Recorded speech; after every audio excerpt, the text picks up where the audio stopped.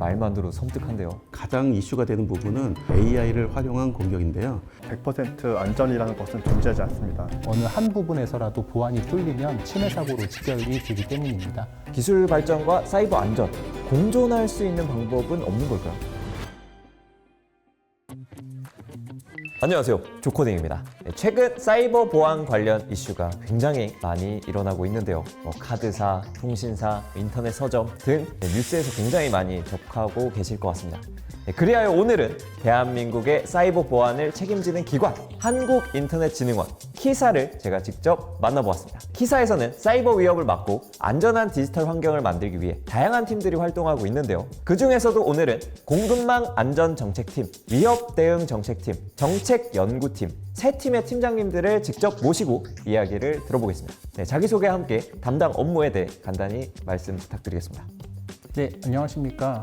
키사 디지털안전지원본부 공급망안전정책팀의 이동화 팀장입니다. 저희 디지털안전지원본부는 안전한 디지털 세상을 실현하기 위해서 공급망 보안, 정보보호 인증, 디지털 신뢰 기반 조성 및 서비스 확산을 위한 여러 가지 정책과 사업들을 추진하고 있습니다. 그중에 제가 있는 공급망안전정책팀은 각종 디지털 서비스 및 제품의 안전한 개발부터 활용까지 공급망 전 단계에서의 안정성과 회복력을 확보하기 위한 정책 개발, 실증 사업 및 공급망 보안 모델 구축 등 다양한 사업을 추진하고 있습니다.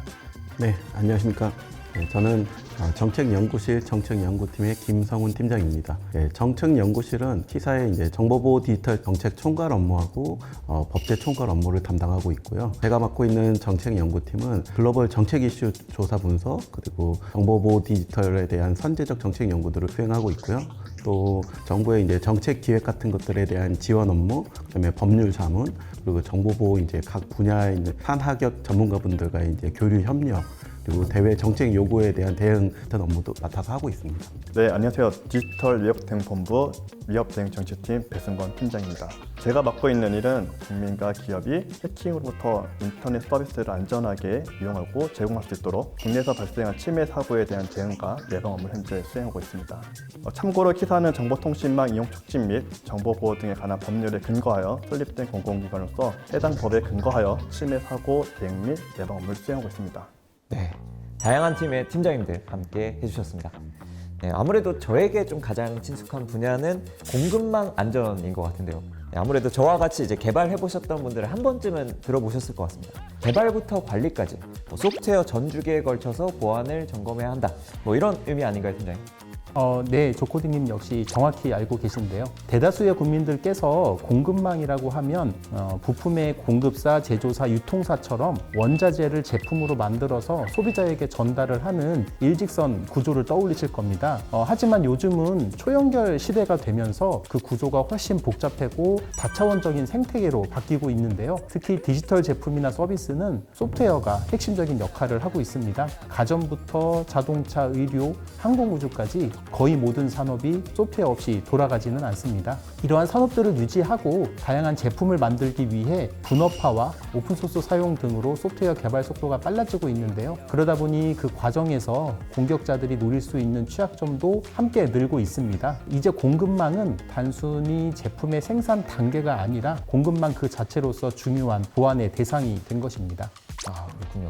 공급망 중에 한 곳이라도 허점이 있다면 이제 공격의 대상이 될 수 있는 거니까. 공급망 안전 정말 중요하겠는데요. 설명해 주신 것처럼 요즘 디지털 대전환 시대에는 특히 하나의 취약점이 엄청난 파장을 불러일으킬 수 있잖아요. 최근에 있었던 여러 사건들도 하나씩 떠오르는데요.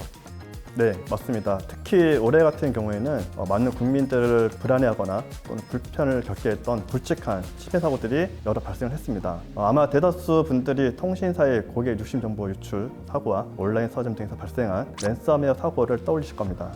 맞아요. 저도 이제 한 명의 고객으로서 굉장히 불안에 떨었던 그런 기억이 있습니다. 키사에서도 이들 사고에 대응하셨던 걸로 알고 있는데요. 네, 어떤 과정에서 발생한 사고인지 자세한 내용 들어볼 수 있을까요? 먼저 통신사의 고객 욕심 정보 유출 사고의 경우에는 해커가 은밀하게 기업 내부 서버에 침투하고 악성 코드 설치해서 오랜 기간 잠복하며 고객 욕심 정보를 유출한 사건입니다. 그 여파로 정보 보호에 대한 이용자들의 불안감이 생겼고 해당 기업도 가입자 이탈 등 실적에 타격을 입었습니다. 다음으로 온라인 서점에서 발생한 랜섬웨어 사고는 도서 주문, 챗 예매 등의 서비스가 중단되면서 국민들이 일상생활에서 큰 불편을 겪었던 사건인데요. 사용자들의 시스템을 잠그거나 문서, 사진, 동영상 등 데이터를 암호화해서 사용할 수 없게 만든 뒤 금전을 요구했던 랜섬웨어 감염 유형의 침해 사고였습니다.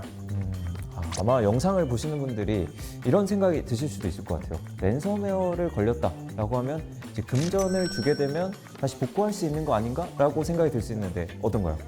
아닙니다. 이 점이 바로 랜섬웨어 감염의 폐해인데요. 해커가 데이터 복구를 빌미로 금전 협박을 하지만 피해 기업이나 피해자가 대금을 지불하더라도 반드시 복구하기를 제공받는 보장이 없습니다. 실제로 돈을 지불하고도 파일을 복구하지 못한 사례가 있습니다. 그렇군요. 이쯤에서 이런 궁금증도 드는데요. 이렇게 일어나는 대형 침해 사고, 단순히 우리나라만의 문제일까요? 아닙니다. 우리나라만의 일이라고는 보기 어렵고요. 사이버 위협은 디지털 기술의 발전과 함께 지속적으로 증가하고 있습니다. 최근 해외에서는 MS 쉐어포인트 제로데이 공격으로 약 50에서 70개 이상의 조직 서버가 침해된 사례가 보고되기도 했습니다. 제로데이 공격이요. 말만 들어도 섬뜩한데요. 네, 제로데이는 말 그대로 소프트웨어 취약점을 해결할 수 있는 하루도 안 되는 시간 동안 무방비한 공격을 받는 거죠. 네, 기술의 발전과 함께 사이버 보안의 양상도 조금은 달라졌을 것 같은데요. 어떤가요, 팀장님? 예, 앞서 말씀드린 것처럼 최근 사이버 위협은 제로데이 공격뿐만 아니라 AI를 활용한 공격, 국가 배후 조직 공격 등 대규모 보안 위협 시도가 두드러지고 있습니다. 특히 다크웹을 통한 2차 피해도 증가하는 추세이고요. 이 중 가장 이슈가 되는 부분은 AI를 활용한 공격인데요. 챗 GPT 등 생성형 AI 기술의 높은 활용도가 국민과 산업 그리고 사회 전반에 긍정적인 변화를 이끄는 반면에 AI가 해킹 그룹의 악용 수단이 되거나 AI 모델이 해킹이 타깃이 되기도 합니다. 이 때문에 전 세계적으로 AI 시스템의 무분별한 개발과 AI 기술의 악의적인 사용을 막기 위한 다양한 노력들이 펼쳐지고 있습니다. 대표적으로 G7 히로시마 AI 프로세스 그리고 28개국 블리츠리 선언 등 국제적 합의가 추진되고 있고요. 또 영국, 미국, 한국, 캐나다, 일본 등의 국가에서는 이제 안전연구를 설립하고 있습니다. 전 세계적으로 AI 보안 안보에 대한 연구와 규제 강화 등을 위해 국가 차원에서 AI 보안을 강조하는 추세죠. AI, 사이버 공격에도 활용될 수가 있군요. 설명을 듣다 보니 이런 불안한 마음도 듭니다. 디지털 기술의 발전과 사이버 위협 계속 증가하고 있잖아요. 그런데 이제 기술 발전과 사이버 안전, 공존할 수 있는 방법은 없는 걸까요? 사실 사이버 보안에서 100% 안전이라는 것은 존재하지 않습니다. 언제나 빈틈이 존재할 수 있기 때문에 방심하면 안 된다는 건데요. 침해 사고는 당하고 나서 조치하는 사후 대응보다는 예방이 매우 중요합니다.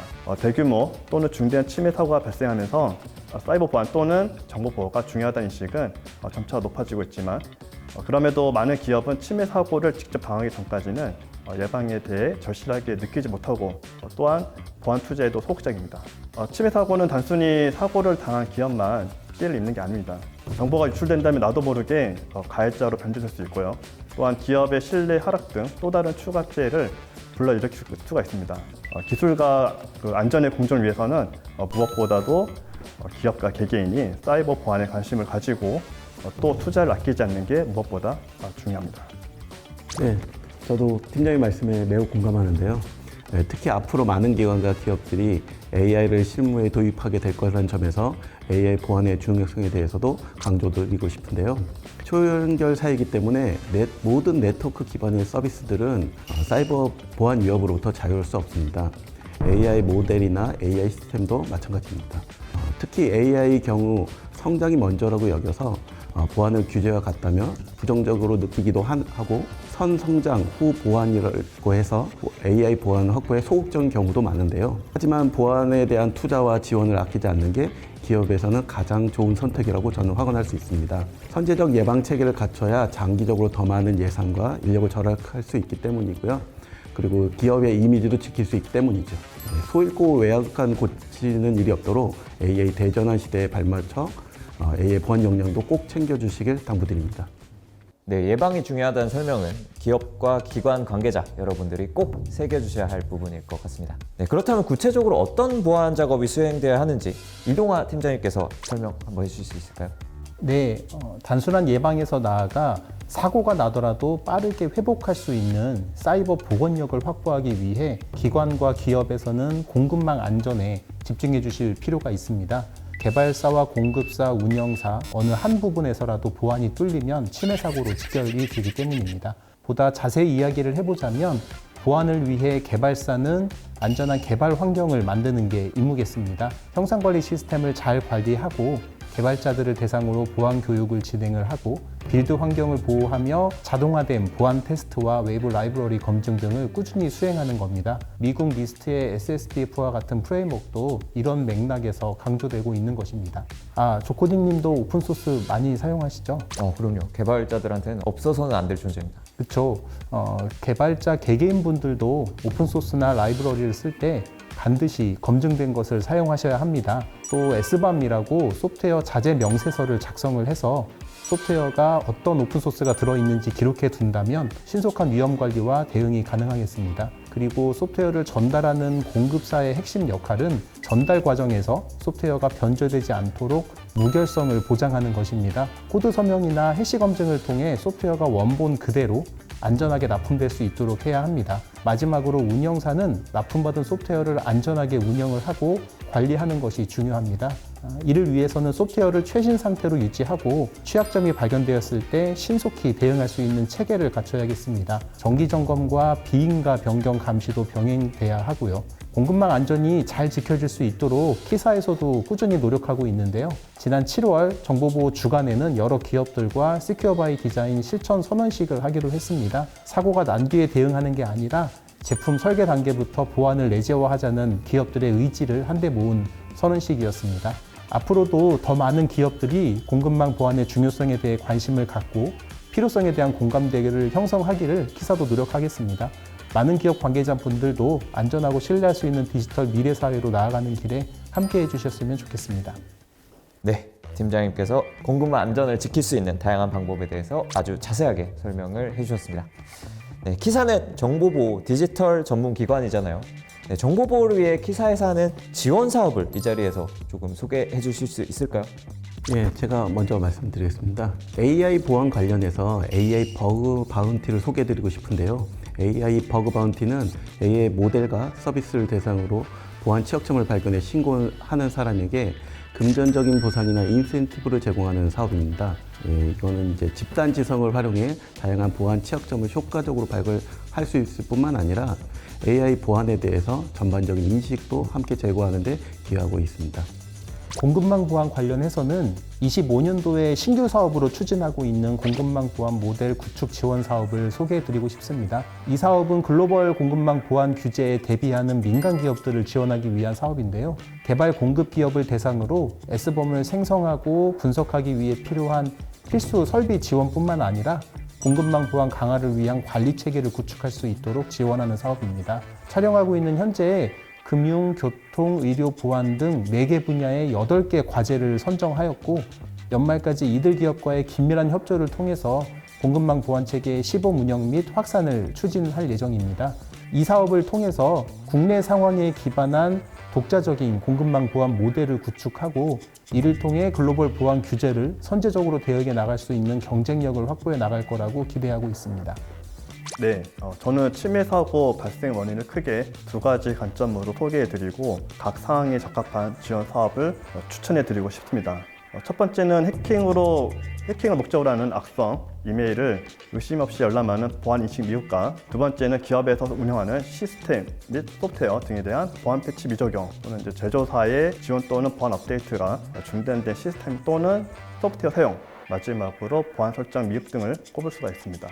첫 번째 말씀드린 해킹 메일에 대한 기업의 보안 제고를 위해서는 정부가 주관하는 사이버 위기 대응 모의 훈련과 기업 자체적으로 점검할 수 있는 사이버 시큐리티 훈련 플랫폼을 활용하는 것을 추천드립니다. 두 번째 말씀드린 기업의 시스템, 소프트웨어 등에 대한 보안 취약점은 중소기업 보안 취약점 점검, 그다음에 이제 서버 돌보미와 소프트웨어 공급망 보안 체계 진단 서비스 등을 활용하셔서 점검하시는 것을 추천드립니다. 앞에 말씀드린 지원 사업은 기업의 보안 강화 및 예방 측면의 사업이고요. 혹시라도 현재 디도스 공격을 받고 있어서 정상적인 서비스 제공이 어렵다면 디도스 사이버 대피소를 이용하는 것을 제안드립니다. 사이버 대피소를 활용하시면 즉각적으로 공격을 방어할 수가 있습니다. 마지막으로 키사에서는 기업의 보안 강화 및 예방을 위한 앞에 말씀드린 사업을 포함해서 다양한 정보보호 서비스를 무료로 제공하고 있습니다. 보호나라 홈페이지에서 제공하는 정보보호 서비스를 참고하셔서 필요한 사항에 맞게 지원 사업을 그때그때 신청해서 활용하시기를 제안드립니다. 네, 지금까지 정보보호 디지털 전문기관인 키사의 전문가분들을 모시고 다양한 이야기를 나눠봤습니다. 국민과 기업이 안전하게 디지털 서비스를 이용하고 제공할 수 있도록 많은 노력을 해주시고 있는 것 같아서 저 또한 매우 대화하는 시간이 뜻깊었는데요. 여러분들은 어떠셨나요? 사후 대응보다 예방이 중요하다라는 키사의 목소리, 많은 분들이 다시 한번 마음속에 새길 수 있는 귀중한 시간이 되었길 바라겠습니다. 키사는 다음에 또 알찬 소식으로 여러분들을 찾아뵙겠습니다. 감사합니다.